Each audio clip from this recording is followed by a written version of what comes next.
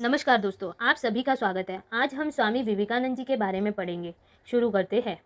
Vishwanath Kolkata high court के प्रसिद्ध वकील थे। उनके यहाँ किसी बात की कमी नहीं थी। उनकी दो कन्याएं थी। बड़ी मनौतियां मांगने के बाद उनकी पत्नी भुवनेश्वरी देवी ने भगवान शिव की कृपा से पुत्र नरेंद्र को प्राप्त किया था। यही नरेंद्र आगे चलकर स्वामी विवेकानंद नाम से प्रसिद्ध हुए। बचपन में नरेंद्र बड़े नटखट थे। घोड़ा गाड़ी से उन्हें बड़ा प्रेम था। एक दिन पिता ने पूछा, नरेंद्र तू बड़ा होकर क्या बनेगा? नरेंद्र ने तपाक से जवाब दिया, कोचवान। नरेंद्र बचपन से ही निडर थे। चंपा के पेड़ पर बालक न चढ़े, इसीलिए पड़ोस के सभी लोग कहा करते थे कि इस पर ब्रह्म राक्षस रहता है। किंतु नरेंद्र उस पर चढ़ गए और ऊपर से साथियों से बोले, इस पर कोई राक्षस नहीं है, वरना मुझे खा लेता। मैट्रिक्स पास करने के बाद नरेंद्र ने कलकत्ता जनरल असेंबली कॉलेज में दाखिला लिया। कॉलेज में वह बड़े लोकप्रिय रहे। ईश्वर के विषय में जानने की उनकी इच्छा बचपन से ही थी। ब्रह्म समाज में वह केशव चंद्र सेन और देवेंद्रनाथ ठाकुर के उपदेश ध्यान से सुनते थे, लेकिन उनकी जिज्ञासा शांत न हुई। एक दिन पड़ोस में स्वामी रामकृष्ण परमहंस आए। नरेंद्र भी उनसे भेंट करने गए। वहां नरेंद्र ने एक गीत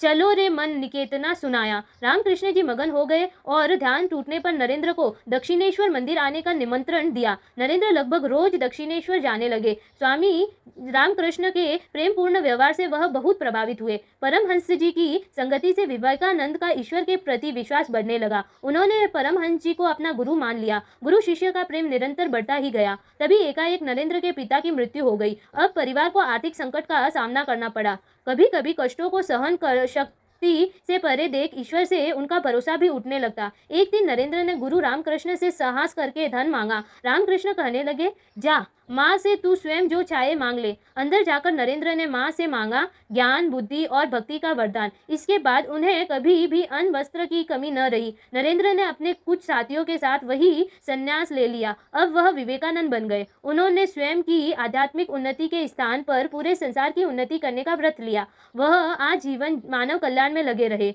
16 अगस्त 1886 को स्वामी रामकृष्ण परमहंस ने अपना शरीर त्याग दिया। विवेकानंद का मन अब वहां से उठने लगा। उन्होंने पूरे भारत का भ्रमण किया। काशी, प्रयाग, राजस्थान, पंजाब, कश्मीर आदि स्थलों को देखकर लोगों के अज्ञान का अंधेरा दूर करते हुए वह रामेश्वर, कन्याकुमारी पहुंचे। वहां उन्हें पता लगा कि अमेरिका में विश्व धर्म सम्मेलन हो रहा है। लोगों ने उनसे वहां जाने का आग्रह किया, लेकिन उन्हें देखकर लगता था कि वह किसी के आदेश की प्रतीक्षा कर रहे थे। एक दिन कन्याकुमारी के तट पर खड़े होकर जब वह समुद्र की लहरों को बड़े ध्यान से देख रहे थे तो उन्हें लगा जैसे गुरु परमहंस हाथ उठाकर उन्हें बुला रहे हैं।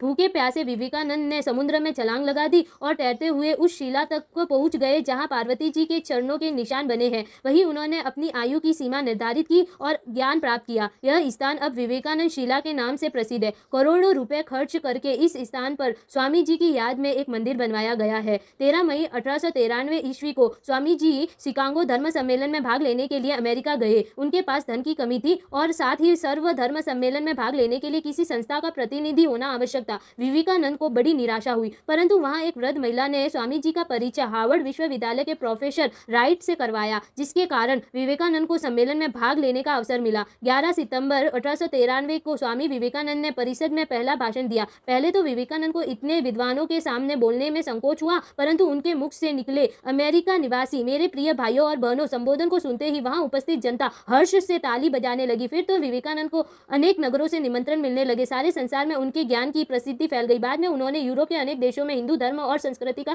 संदेश दिया। वहां अनेक लोग इनके शिष्य बन गए। भारत लौटने पर स्वामी जी जब समुद्र तट पर उतरे तो उन्होंने भारत माता की चरण रज दोनों हाथों में लेकर अपने पूरे शरीर पर खूब मली। वह रोते जाते थे और कहते थे, इतने दिन बाहर रहने से मेरा शरीर अपवित्र हो गया था, अब मैं उसे शुद्ध पवित्र कर रहा हूँ। ऐसी थी उनकी देशभक्ति।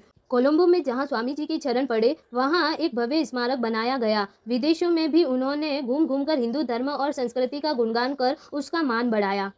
उन्होंने रामकृष्ण मिशन नामक संस्था की स्थापना की और उसके प्रथम अध्यक्ष रहे। आयरलैंड की एक युवती मिस नेबुल मार्गरेट उनसे प्रभावित होकर भारत सेवा के लिए भारत आई। स्वामी विवेकानंद ने उन्हें हृदय से सम्मानित किया। अधिक परिश्रम, निरंतर यात्रा और भाषणों से उनका स्वास्थ्य खराब होता गया।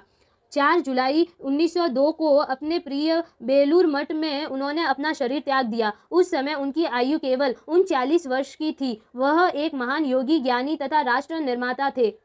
दोस्तों, यहीं पे स्वामी विवेकानंद जी की कथा समाप्त होती है और यदि आपको हमारी कथा अच्छी लगी हो तो वीडियो को लाइक और शेयर जरूर कीजिए और ऐसे ही वीडियोस को देखने के लिए चैनल को सब्सक्राइब जरूर कीजिए। अंत तक वीडियो देखने के लिए आप सभी का धन्यवाद।